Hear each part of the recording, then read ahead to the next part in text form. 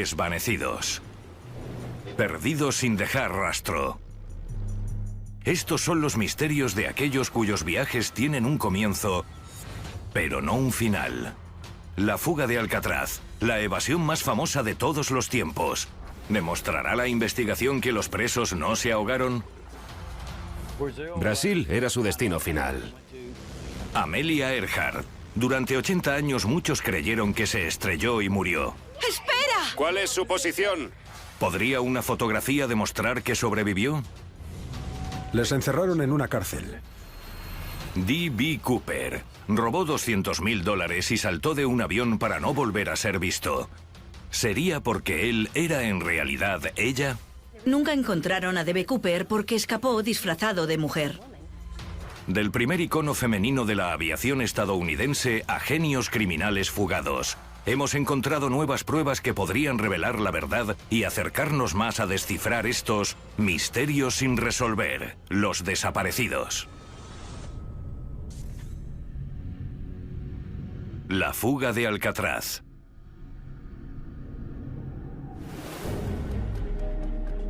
Alcatraz, La Roca.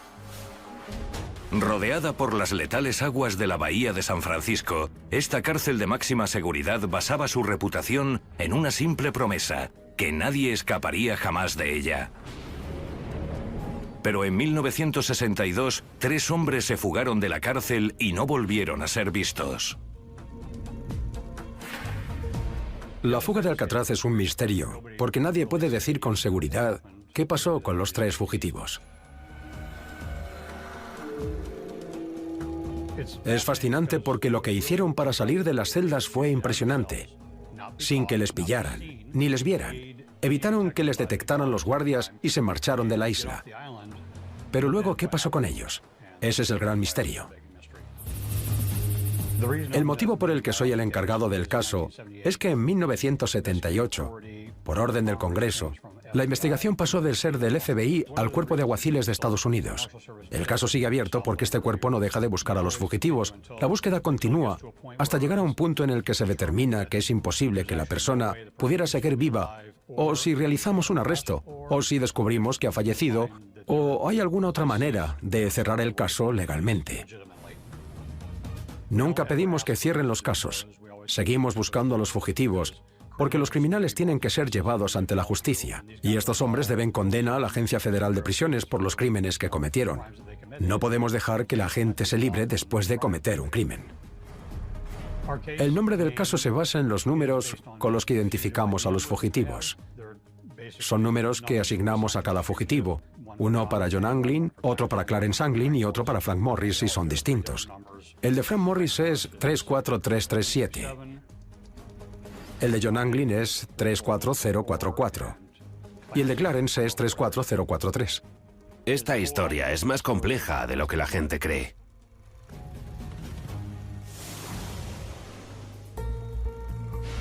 En 1962, 2 hermanos y presos de Alcatraz, Clarence y John Anglin, que habían sido condenados por atraco, empezaron a planear la fuga. Otros 2 presos, Frank Morris y Alan West, se unieron al plan.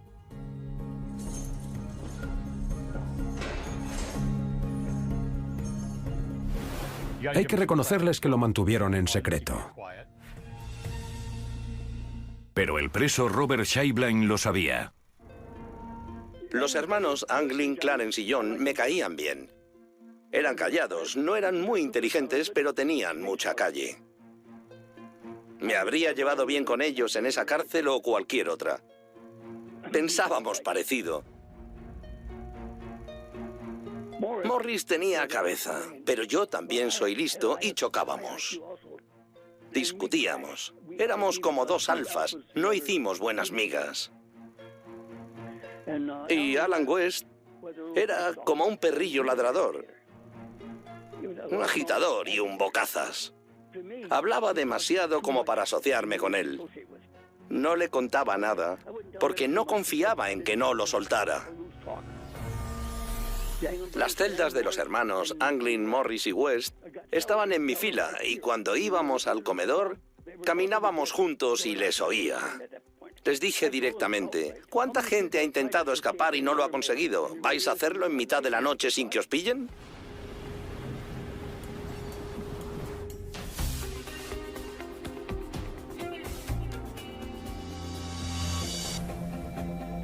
El plan de fuga de los presos comenzaba cavando un túnel desde sus celdas. En la parte posterior de las celdas había un pequeño conducto de ventilación. Lo cincelaron hacia arriba y hacia los lados para agrandar el agujero, y luego hicieron rejillas de cartón parecidas a la original. A no ser que un guardia entrara y la empujara o la tocara, no sabría que la habían reemplazado.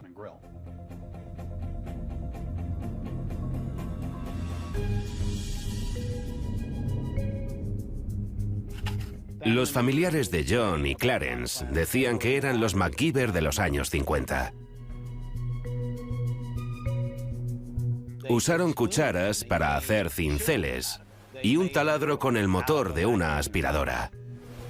Hicieron una linterna casera y también salvavidas. John y Clarence eran vecinos de celda. Mientras uno trabajaba, el otro hacía guardia.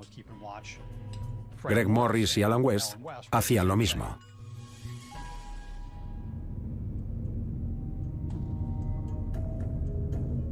Alcatraz era una cárcel de máxima seguridad y privilegios mínimos. Los presos tenían poca comunicación con el mundo exterior y había mucha seguridad. Hacían 24 recuentos oficiales al día, más 6 recuentos en los talleres para las cuadrillas de trabajo. Nos contaban y en cuanto terminaban el recuento empezaban a contar otra vez. Había muchísima seguridad. Tras el recuento de la tarde, pasaban a vernos y apuntaban si estábamos en las celdas.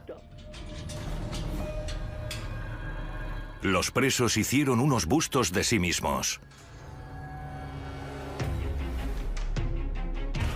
Usaron pasta, pegamento, papel maché y las hicieron a su semejanza. Y lo hicieron bastante bien. Clarence Anglin era el barbero, me cortaba el pelo, así que puede que lo usara para su busto. 11 de junio de 1962, 9:30 de la noche. Los presos entran en acción, retiran las rejillas y gatean por los conductos de ventilación hasta el tejado. Pero Alan West fracasa en el intento y se ve obligado a regresar. Alan West no salió del bloque de celdas porque no había hecho el túnel lo bastante ancho.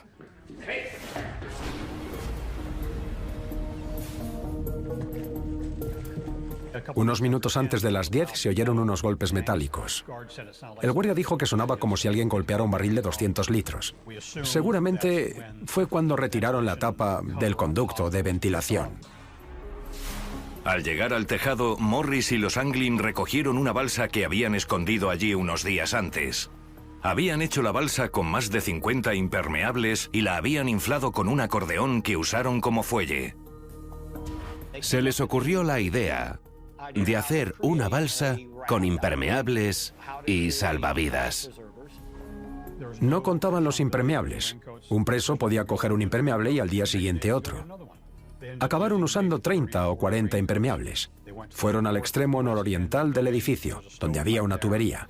Bajaron por ella, tiraron una manta encima del alambre de espino que había en lo alto de la valla y la escalaron de uno en uno. Luego descendieron por el depósito de agua. Calculo que estarían en el agua a las 11. Sin duda, escaparon de la isla. ¿Pero qué pasó con los fugitivos cuando abandonaron la isla?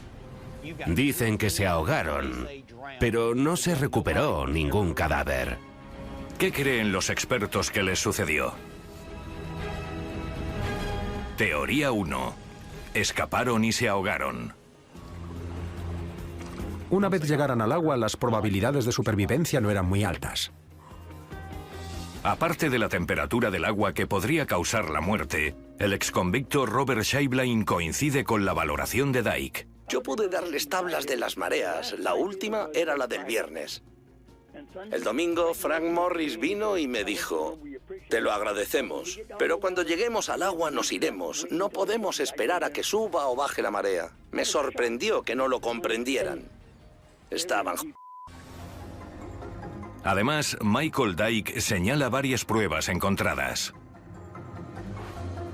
Unas 24 horas después de la fuga, encontraron un remo cerca de la isla Angel. Y 2 días después recuperaron un paquetito que estaba hecho con la misma tela impermeable. Cuando lo abrieron, dentro estaban los efectos personales de John y Clarence Anglin.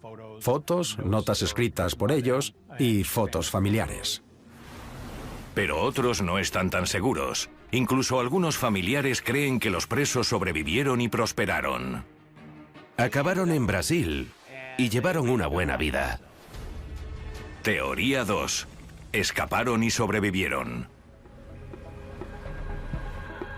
Si queréis saber qué pasó de verdad, preguntad a algún familiar y os diremos con total seguridad que sobrevivieron. Salieron de la isla y se marcharon a Brasil. Llevaron una buena vida. Supusieron que remarían hasta la isla Angel. Ellos querían que las autoridades creyeran que iban al norte y fueron al sur. Widener descarta la posibilidad de que sus tíos se ahogaran. Dicen que los 3 se ahogaron, pero no se recuperó ningún cadáver. Yo mismo he nadado allí. Pude entrenar y nadar casi 2,5 kilómetros en esas aguas en 38 minutos. Y sé mucho sobre John y Clarence. Eran buenos nadadores. El lugar donde crecieron, la bahía de Tampa, se parece mucho a la de San Francisco. Y nadaban mucho allí. Si nos fijamos en la fotografía de uno de los salvavidas que encontraron, la correa de la espalda estaba atada. ¿Dices que alguien se ahogó con ese salvavidas? ¿Que salió flotando y lo encontraron, pero no el cuerpo? Widener afirma tener información detallada sobre el viaje de sus tíos a Brasil, pero es reacio a compartirla. Algunos miembros de la familia sabían que estaban en Brasil. Tuvieron que hacer una parada de camino a Brasil. No puedo hablar de eso. Con cuidado de no revelar demasiado, Widener enseña una fotografía realizada años después por un amigo de la familia llamado Fred Brissi. Ellos quisieron que les hiciera esta foto. Querían que su familia supiera que estaban bien. ¿Qué probabilidades hay de que Brissi fuera a hacer una foto de 2 hombres en Brasil que se parecieran tanto a ellos 2? Mi madre vio la fotografía y los reconoció. John es el rubio y Clarence el moreno. John tenía una cicatriz en la mejilla que se hizo cuando era joven. En la cara de ese hombre se ve una cicatriz. Clarence fumaba mucho, y si os fijáis en su bolsillo, se ve un paquete de cigarrillos. En una ocasión, los hermanos se arriesgaron a que los capturaran cuando volvieron a casa a un funeral. Mi abuelo murió en 1989, y estoy casi seguro de que vinieron. Otros familiares los vieron. Cuando la familia llegó a casa, había un jarrón en la mesa con una docena de rosas y una tarjeta. No voy a decir qué ponía, pero todos los miembros de la familia supieron que era suya.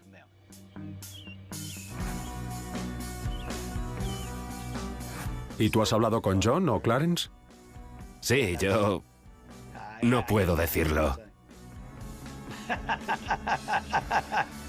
Te lo digo, no es algo que crea que pasó. Sé que pasó.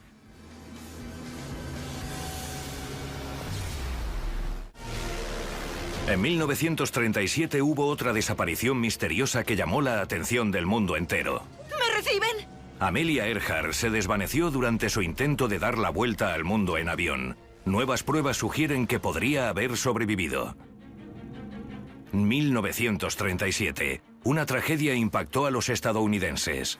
Amelia Earhart, la primera mujer que había sobrevolado en solitario el Atlántico, desapareció durante la última etapa de su intento de dar la vuelta al mundo. Desapareció de la faz de la Tierra sin dejar rastro. ¿Qué le pasó a Amelia Earhart?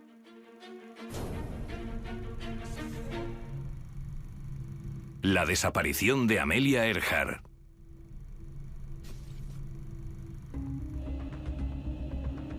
...2 de julio de 1937... Amelia Earhart y su navegante se preparaban para el último tramo de su viaje. Estaba en Lae, Nueva Guinea, desde donde iba a despegar con su bimotor, un Electra Lockheed, hasta una isla en el centro del Pacífico, llamada Isla Howland, a unos 4.000 kilómetros. La isla Howland es una franja de tierra de tan solo 2 kilómetros de largo, apenas lo suficiente como para aterrizar el Lockheed. Sería como despegar de noche en San Diego y sin ningún tipo de indicadores, encontrar al día siguiente Central Park en Nueva York. Una serie de vuelos con los que había batido muchos récords habían convertido a Amelia Earhart en una heroína. En 1935, Amelia Earhart vuela con su Lockheed desde Honolulu hasta Auckland. Es la primera mujer en sobrevolar el Pacífico en solitario, recorriendo esta distancia en 18 horas y 16 minutos.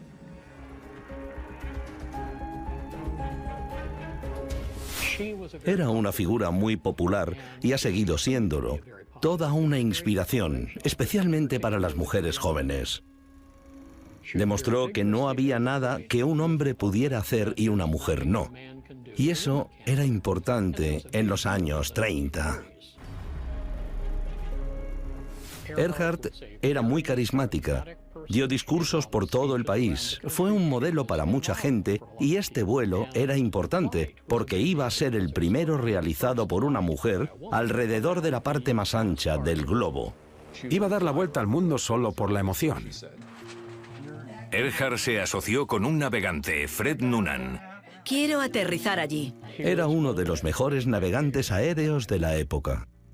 A las 10 de la mañana, hora local, despegó hacia la isla Howland, a unas 2.000 millas náuticas de allí. Recibido. Durante varias horas, Earhart mantuvo contacto intermitente por radio con el aeródromo. Pero sobre las 3 de la tarde envió un mensaje insinuando que se avecinaban problemas. Un banco de nubes la obligó a cambiar de altitud.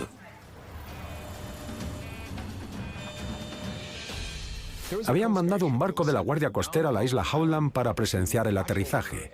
Hubo fallos de comunicación. Amelia Earhart a Itasca. ¿Me reciben? Sí, aquí el USCTC a Itasca. ¿Me reciben? ¡Cambio! No me recibe. Uno de los últimos mensajes que envió fue: debemos estar encima, pero no les veo. Amelia Earhart a Itasca. ¿Me reciben? Sí, la recibimos. ¡Cambio! ¿Me reciben? Earhart y Noonan no pudieron encontrar la isla. Algo va mal. ¿Me reciben? Aquí el USCTC a Itasca. ¿Cuál es su posición? 157.337. ¿Cuál es su posición? ¿Cuál es su posición? Cuando un piloto tiene problemas, seguro que intenta enviar mensajes por radio. ¿Me reciben? ¿Me reciben? ¡Cambio! Ella tenía un plan para comunicarse. Hubo mucha confusión sobre cuándo estaba transmitiendo y cuándo el Itasca. El guardacostas que la esperaba en la isla Howland la estaba escuchando y muchos mensajes se perdieron. Pero ella estaba retransmitiendo y ellos grabaron muchos de esos mensajes según se fue acercando a la isla Howland. ¡Escuchad! Estamos en la línea 157.337. El último mensaje decía: estamos en la línea 157.337 volando de norte a sur. La línea 157.337 es como se llama la línea de posición que Noonan habría calculado cuando tomó un punto de referencia después del amanecer y con la que atravesó la isla. Luego habrían avanzado por ella hasta sobrevolar la isla Howland. Si no podían ver la isla, volarían de norte a sur por esa línea hasta que la encontraran. Ese es el procedimiento estándar y ese es el último mensaje que se recibió del avión de Earhart. Y luego desapareció. El Electra Lockheed nunca llegó a la isla Howland, como si se hubiera desvanecido en el aire. 57.337.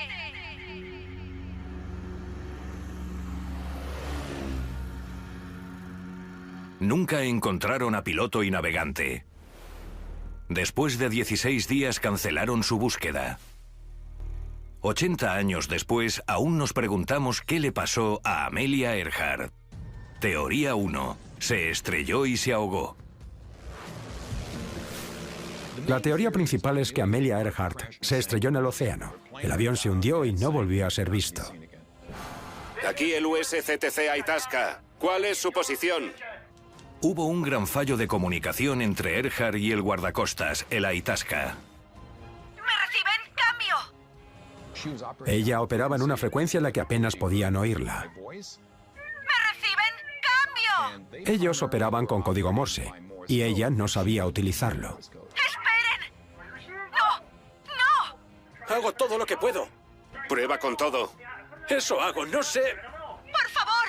¿Me reciben? ¡Cambio! Ellos la oían y hubo un momento en que ella también. ¿Me reciben? ¿Por qué no transmitió más? A pesar de sus impresionantes hazañas en el mundo de la aviación, Earhart había asumido un riesgo con este reto. Cuando Amelia Earhart comenzó ese vuelo a principios de junio de 1937, llevaba muy pocas horas de vuelo en un Lockheed 10. No conocía muy bien ese avión.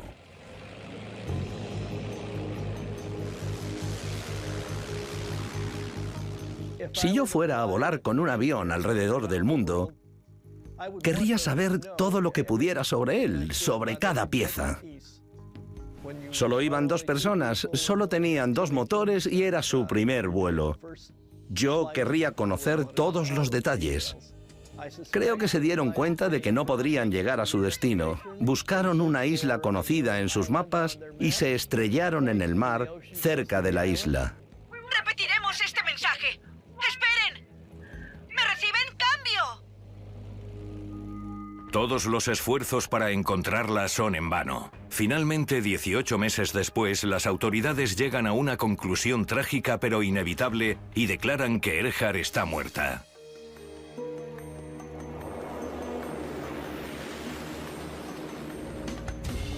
Pero eso no ha impedido que la gente se pregunte si la joven habría sobrevivido. ¡Nos hemos estrellado en una isla deshabitada! ¡Seguimos vivos! ¡Adelante, cambio! Algunos creen que el gobierno estadounidense sabe qué le pasó. Hay algunas preguntas que como agente sabes que no debes hacer. La desaparición de Amelia Earhart es uno de los misterios más cautivadores del siglo XX. Y aunque la historia llegó a su fin en 1939... ¿Me reciben? Hay quienes creen que sobrevivió. Ella era imprudente. Asumió riesgos a lo largo de toda su vida. La primera vez que voló a Europa en 1932, pretendía llegar a París. Se desvió casi 1000 kilómetros de su rumbo y aterrizó en un campo de Irlanda. No fue una sorpresa que se desviara de su rumbo. Al parecer, siempre lo hacía.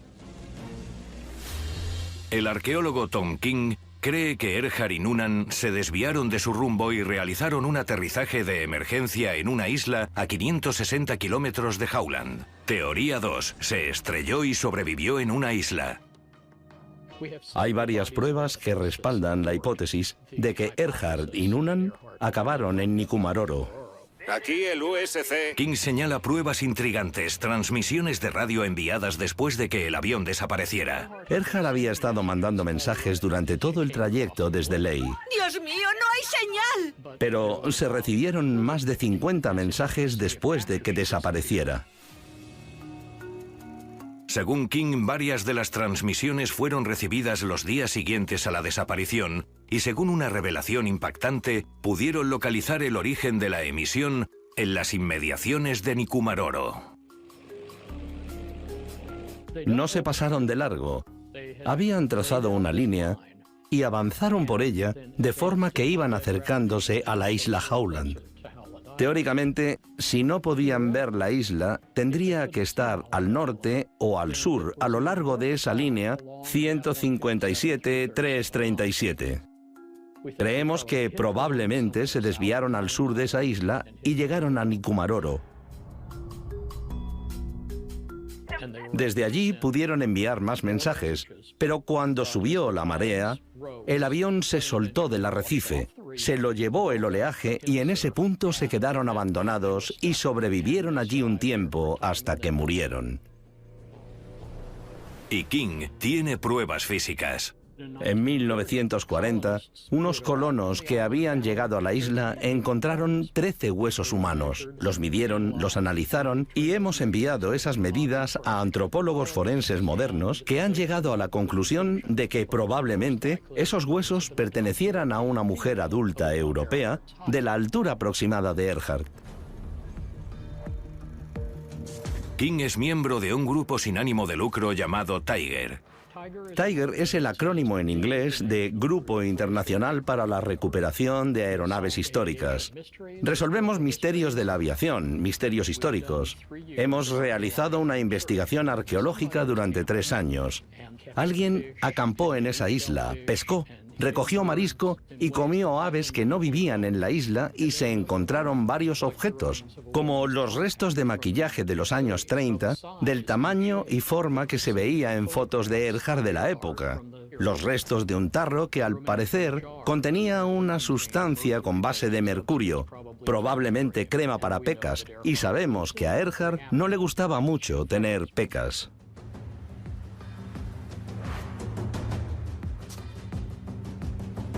Hay otra explicación de lo que podría haberle pasado a Earhart: caer en manos enemigas. Teoría 3. Se estrelló y fue capturada.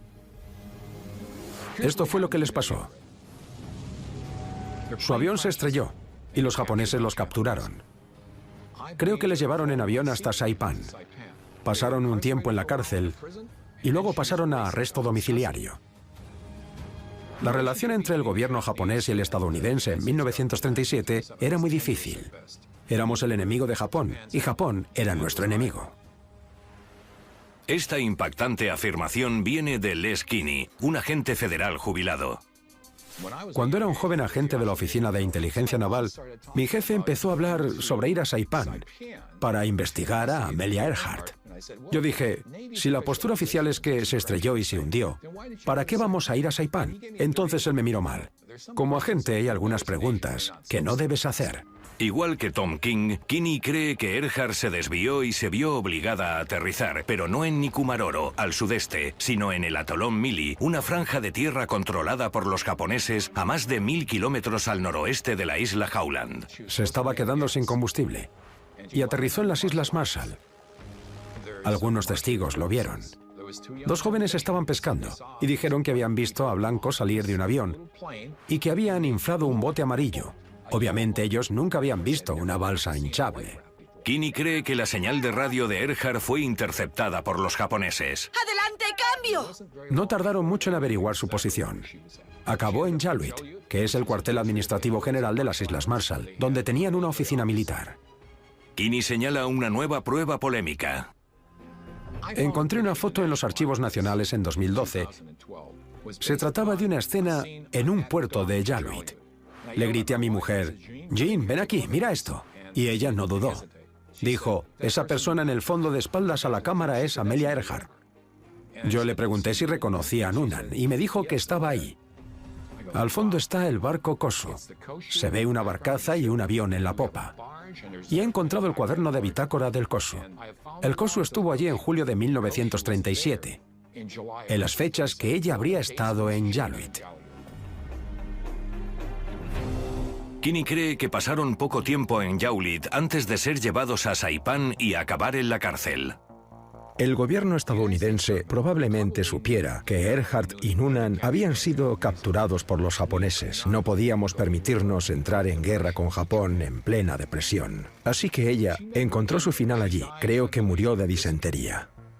La versión de Kinney se aleja mucho de la teoría de que se perdieron en el mar. ¿Es posible que Amelia Earhart pasara sus últimos días en una cárcel japonesa? La mayor parte de mi investigación demuestra que lo que pensaba que era cierto no lo era. Pero nunca he podido hacer eso con la foto. Y me hago la pregunta, ¿podría defenderlo en un juzgado durante un proceso penal? Se perdió en el mar, tuvo un accidente y naufragó, o fue capturada por fuerzas enemigas. Seguimos sin saber qué pasó en realidad con la heroína Amelia Earhart, al menos por ahora. ¿Cuál es su posición? Soy Amelia Earhart. ¿Me reciben? De alguien que se perdió en el mar, pasamos al aire con el caso del secuestrador D.B. Cooper, que sigue fascinando al mundo. ¿Eres D.B. Cooper? Un secuestro aéreo. Abrió el maletín y ella vio la bomba. Un rescate. Le dieron $200.000. Y un salto al cielo nocturno. Nadie sabe exactamente dónde desapareció D.B. Cooper.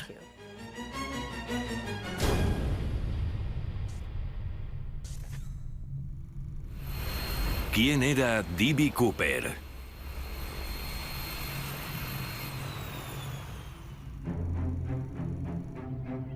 Jueves 24 de noviembre de 1971. Un hombre misterioso embarca en el vuelo 305 de Northwest Airlines. Un caballero compró un billete en Portland, Oregón, para un vuelo de 30 minutos hasta Seattle.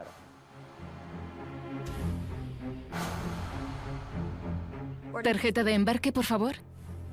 En aquella época, los pasajeros firmaban sus propias tarjetas de embarque. Él firmó como Dan Cooper. Bienvenido a bordo.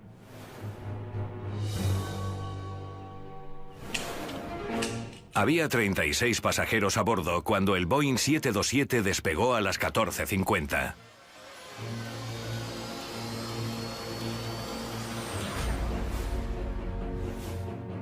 Dan Cooper le dio una nota a una azafata que se la guardó en el bolsillo.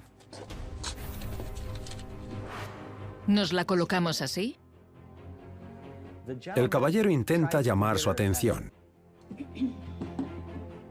Ella entiende que debe leer la nota, así que la saca y la lee. En ella ponía: señorita, tengo una bomba. Siéntese a mi lado. Y decía que secuestraría a los pasajeros del avión a menos que le dieran $200.000 y 4 paracaídas. Informó al piloto que inmediatamente contactó con control de tráfico aéreo. El avión rodeó el aeropuerto, mientras las autoridades conseguían el dinero y los paracaídas. Son las 17:24. El avión aterrizó en Seattle y liberaron a los pasajeros. Una de las azafatas se quedaría, así que bajó y subió a bordo los paracaídas y el dinero. El secuestrador pidió que llevaran el avión a México DF y solicitó que volara de forma poco habitual. El avión debía mantenerse a menos de 3.000 metros y volar a 320 kilómetros por hora o menos. En la cabina, la tripulación se da cuenta de que no tienen suficiente combustible para llegar a México y planean parar en Reno, Nevada, para repostar, cuando de pronto... ¿Qué pasa ahí detrás? Se ha encendido la luz de alarma. El piloto se fija en que se ha encendido una luz que indica que se ha abierto la puerta trasera. El avión continúa su ruta y llega hasta Reno.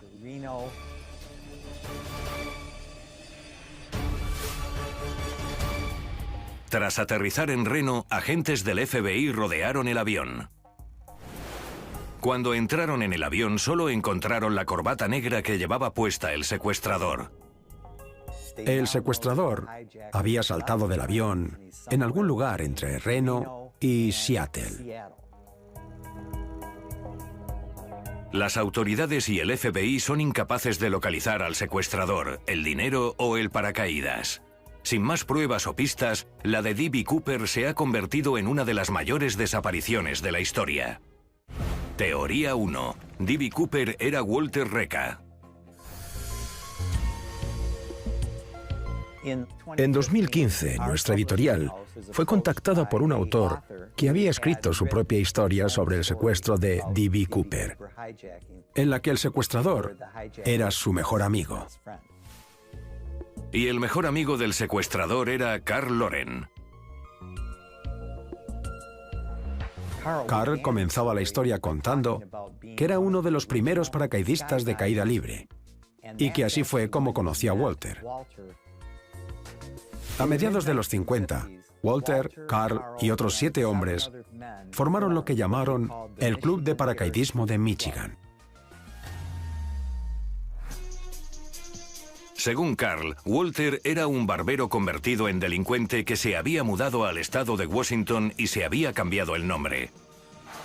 Durante 3 días, entrevisté a Carl. En un momento dado, cuando estaba recogiendo el equipo, me fijé que en el rincón había una caja. Le pregunté qué había dentro y me dijo que eran las cintas en las que había grabado conversaciones telefónicas con el secuestrador. ¿Eres D.B. Cooper? Walter vivía en Michigan. Carl y él se reunían una vez al año en Michigan o Florida para charlar sobre sus días como paracaidistas.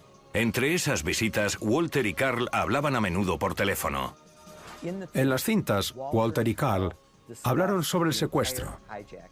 Walter contó cómo lo había hecho, dónde había aterrizado y qué había hecho con el dinero. Cuando subiste al avión, cuando te metiste dentro y cerraron la puerta, ya te habías decidido. No tenía claro cómo iba a salir. Solo me vino a la mente y lo hice.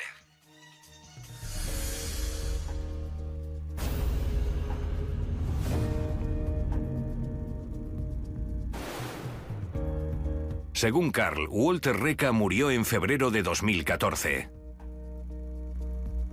Brindo por cualquiera que haya saltado de un 727. Tengo una historia que contaros. Pero no todo el mundo está convencido de que Walter Reca sea el hombre que secuestró el avión. Me llamo Rina y creo que D.B. Cooper era mi padre. El motivo por el que nunca le encontraron es porque escapó disfrazado de mujer.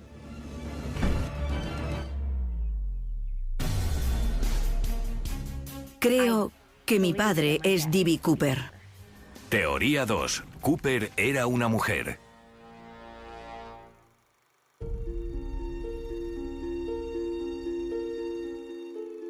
Esta sorprendente afirmación la hace Rina Rudel, cuyo padre sirvió en la Marina Mercante y en la Armada estadounidense. Mi padre se llamaba Robert Elmer Dayton. De repente, un día mi madre pensó que mi padre tenía algún problema porque le pilló vestido con ropa de mujer. La mujer de Robert se divorció de él en 1954 y se marchó del estado con sus 2 hijos. Robert se volvió a casar en 1965. Su segunda esposa, Cindy, era consciente de su deseo de cambiar. Se sentía incómodo con el atuendo que llevaba y necesitaba hacer algo diferente. En aquella época estuvo al borde del suicidio y buscó ayuda con un psicólogo que formaba parte de un ensayo quirúrgico experimental. En 1967, Robert y Cindy se declararon en bancarrota. En 1968, la pareja viajó a Baltimore, Maryland, para visitar el hospital John Hopkins, donde se realizaba la operación de cambio de sexo. Robert y Cindy regresaron a Seattle y se separaron. Robert aceptó todos los trabajos que pudo hasta que ahorró el dinero para la operación. En 1969, mi padre decidió cambiarse de sexo. En 1971, Robert Dayton ya es Barbara Dayton. Barbara vivía en Seattle y Rina y su hermano vivían en California. En 1975, mi hermano Dennis falleció y mi padre vino en una avioneta Cessna al funeral. Mi padre había pilotado como hombre antes de convertirse en mujer. Fue la primera vez que vi a mi padre como mujer. Cuando me marché del funeral, mi primo me preguntó si sabía que mi padre era D.B. Cooper. Tras el impacto inicial, la idea empezó a tener sentido para Rina. Mi padre, cuando ya era mujer, se dio cuenta de que no podía conseguir trabajo, no tenía dinero y necesitaba desesperadamente hacer algo. Y según Rina Rudel, ese algo fue extraordinario. Creo que mi padre secuestró el avión. Iba vestido de hombre, pero llevaba ropa de mujer debajo del traje para poder saltar e irse vestida de mujer sin que nadie notara la diferencia. Mi padre embarcó en el avión y firmó como Dan Cooper. No olvidemos que mi padre era piloto. Había calculado dónde saltaría. Conocía la ruta que seguirían. Usó su Cessna para reconocer el terreno. Saltaría en paracaídas sobre Goodman, Oregón. Mi padre fue en coche hasta Goodburn y lo dejó allí. Y luego volvió en autobús a Portland. Desde Portland, Dayton secuestró el avión y, según Rina, escapó saltando en paracaídas. Una vez en tierra, D.B. Cooper se quitó su disfraz.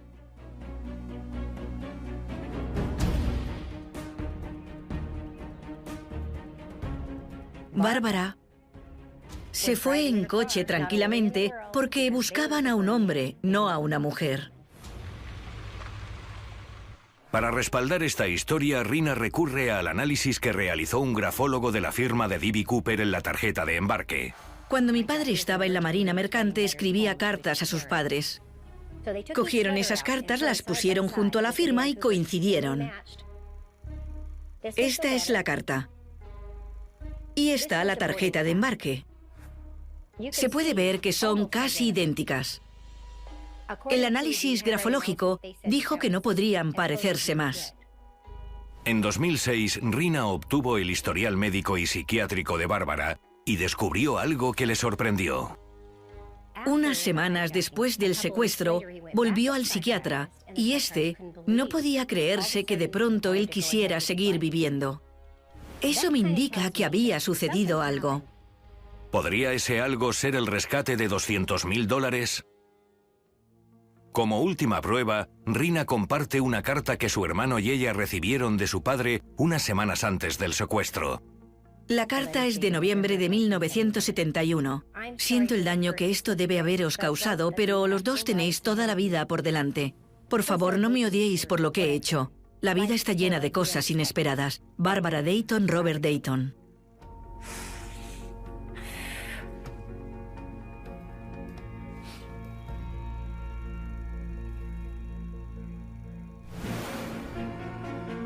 Rina está convencida de que su padre, Robert Dayton, también conocido como Bárbara Dayton o D.B. Cooper, logró algo casi imposible.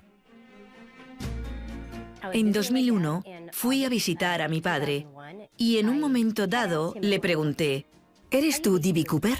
Él sonrió y me dijo, bueno, D.B. Cooper probablemente era una persona muy valiente. No dijo hombre ni mujer. A veces la realidad supera la ficción. Muchas veces. Bueno, chicos, muchas gracias. Nos vemos. Vale, adiós, muy bien. Sí, os llamaremos cuando volvamos a casa. Muy bien. Adiós. Adiós. Venga, vámonos. Bárbara Dayton murió en 2002. ¿Se llevó el misterio de D.B. Cooper a la tumba? Puede que algún día la verdad sobre todas estas desapariciones salga a la luz y conozcamos la respuesta a estos misterios sin resolver.